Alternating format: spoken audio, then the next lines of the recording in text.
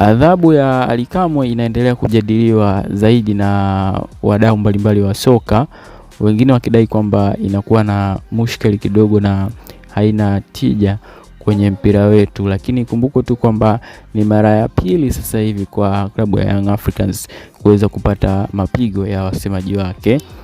Ikumbuko tu miaka kadhaa iliyopita Haji Sunday Manara ambaye alikuwa msemaji wa klabu hiyo aliweza kupata adhabu ya kifungo cha miaka 2, na leo hii mwaka 2025 yanamtokea Ally Kamwe.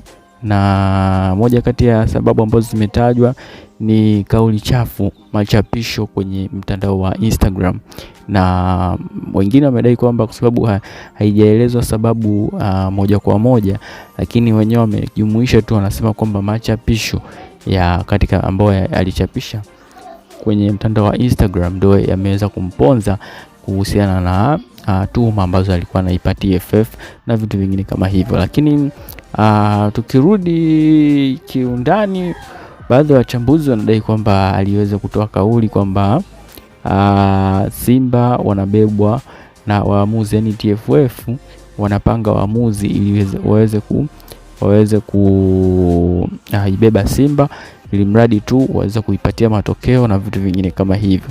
Kwa hiyo ndio kauli ambayo pengine imewaumiza ama imewashtua sana TFF na kuweza kumtia hatiani, lakini mengi hayajaelezwa zaidi kwa sababu aliitwa, na inasemekana pia hapo mwanzoni aliwahi kuonywa, kwa sababu sio mara ya kwanza kwa wasemaji wetu kuitwa TFF na vitu vingine kama hivyo. Kwa hiyo ni namna tu ambavyo wao wenyewe wanashindwa kujishape na kuacha kile ambacho wameambiwa kiache.